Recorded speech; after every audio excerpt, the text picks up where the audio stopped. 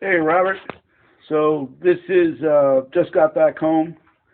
This is the driver's side. It's all soft up against the rocker, as you can tell. Down here, not so good once you pulled the carpet and stuff up. It was also soft underneath. Over here, it was bad all the way to the back of the rear torque box, pretty up high on the tunnel. And you can see that wasn't cut out. That just fell apart up into the footwell and the top outer piece of the torque box. And I think you can see, I'll try to zoom in.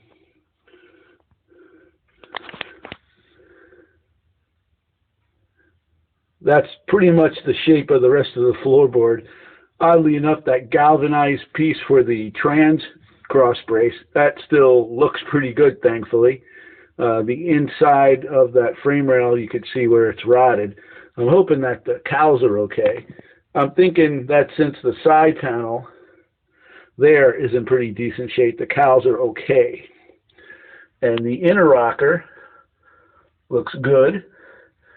No issue there. But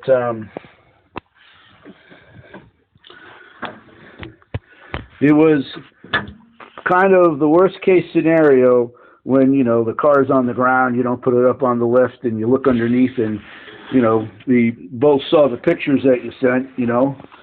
Maybe part of us were both believing we wanted to find a solid car.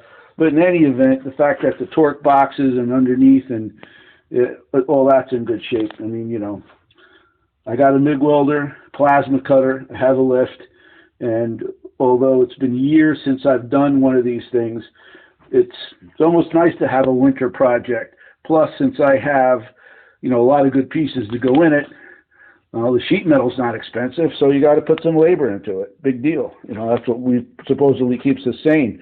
I'm going to run downstairs and show you the front end pieces I have for this thing. Hang on. All right, so here are, I bought a pallet of 67, 68 Cougar road race suspension that was, some guy was just listed on one of the sites. It's all Global West stuff. With these, am I still, hang on, Robert. Oh yeah. With these big Mamba aftermarket 4-piston calipers and these big vented disc brakes, Coney shocks, the tubular control arms, big sway bar, Flaming River manual box, and there's a whole bunch of other pieces, including a strut tower brace and a Monte Carlo bar, new rear leaf springs, and it's got this fancy engine cross-member brace with the additional gusset to it, and the steering, manual steering with the extra braces in it, so someone was wanting to really corner the car. So, you know what? I have this stuff. I don't know if I'd have gone out and bought it, but since I have it, I think I'm going to notch the shock towers, because right here, this is a set of Roush A3 high port, you know, Windsor, Cleavor, NASCAR heads. They're pretty much ready to go. They're a raised exhaust port, so in order to make them work, you know, I got to weld up my own headers. But I bought a TIG welder for that project, and already have the flanges in stock to start making my own headers, but that's never going to work with the stock shock towers. So the plan is notching them.